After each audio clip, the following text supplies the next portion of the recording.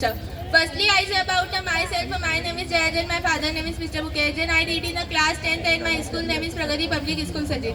Today is the 77th Republic Day and our school annual day. So we have our school celebration. So listen to me carefully and enjoy this program.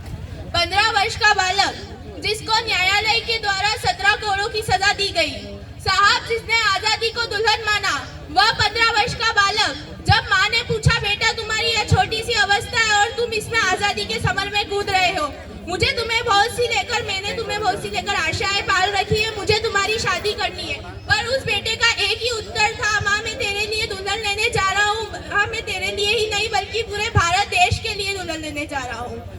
माँ ने कहा कि बेटा तुम ऐसी कौन सी दुल्हन लेने जा रहे हो? तब उस बालक का उत्तर रहा, माँ मैं तेरे लिए आजादी की दुल्हन लेने जा रहा हूँ। 15 वर्ष का बालक पंडित चंद्रशेखर आजाद, जिन्होंने न्यायालय ने उन्हें 17 करोड़ की सजा दी गई। जज ने पूछा तुम्हारा नाम क्या है? तो उत्तर रहा आजाद। तुम्हारे पिता का नाम क्या है? स्वाधीन। और तुम्हारा निवास स्थान जेल खाना। 15 वर्ष की आयु में जब बच्चा ठीक से आत्मनिर्भर भी नहीं हो सकता, ऐसे में पंडित चंद्रशेखर आजाद आजादी के समर में कूद गए। सिंहों के श्रावक सुनो कभी स्वार्थों से नहीं डरा करते, सिंहों के श्रावक सुनो कभी स्वार्थों से नहीं डरा करते, कौओं के कभी कोसने से मृग शावक नहीं मना करते। अरे भारत की फौज का आतंक है शायद तुमको यह ज्ञात नहीं, भारत की फौज का आतंक है शायद तुमको यह ज्ञात नहीं, दिनकर को जुगनू ललकारे इतनी उसकी औकात नहीं। आप कल्पना कर सकते हैं भरे न्यायालय में नंगा बदन चंद्रशेखर आजाद का, और उस बदन पर अंग्रेजों द्वारा 17 कोड़े बरसाए जा रहे हैं। ऐसे में क्या परिस्थिति बन सकती है, आप कल्पना कर सकते हैं। आजादी की चौखट पर जलते दीपक का राज सुने, आजादी की चौखट पर जलते दीपक का राज सुने, जो बुझी नहीं थी जल करके भी कैसी थी वो आग सुने। माँ जगदेवी ने जो चाया, अरे उस पर कुदरत बलिहारी थी। श्री सीताराम तिवारी के घर में जन्मी एक चिंगारी थी, वो चिंगारी जब आग बनी आजादी के सम्रांगण में, वो चिंगारी जब आग बनी आजादी के सम्रांगण में, जो धधक उठी थी 15 वर्ष की आयु के बालकपन में। कफन बांधकर अपने घर से निकला जब वो सेनानी, कफन बांधकर अपने घर से निकला जब वो सेनानी, आजादी के खातिर जिसका रोम रोम था बलिदानी, आजादी के खातिर जिसका रोम रोम था बलिदानी। अल्प आयु में जिसने क्रांति की ज्वाला धधकाई, अल्प आयु में जिसने क्रांति की ज्वाला धधकाई, अंग्रेजों की सत्ता जिसके भय से थर-थर थर्राई, 17 कोड़े खाए तन पर फिर भी तनिक न रोया, जिसकी राष्ट्रभक्ति को लग अंग्रेजों ने आपा खोया।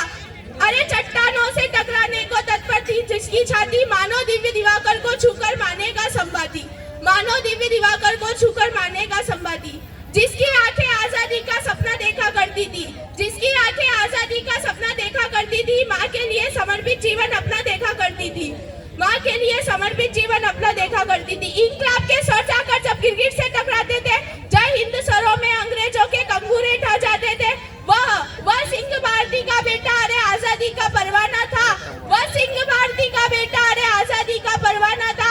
भारत आजाद कराने का प्रण अपने मन में ठाना था। इतिहासों के पन्नों पर जिसका बलिदान धधकता है, इतिहासों के पन्नों पर जिसका बलिदान धधकता है, वह सिंह भारती का बेटा सोने की तरह चमकता है। अक्षर अक्षर है शब्दकोश उसकी उस अमर कहानी का, अक्षर अक्षर है शब्दकोश उसकी उस अमर कहानी का, मिलता ना कोई देशभक्त दूजा ना कोई उसकी सानी का।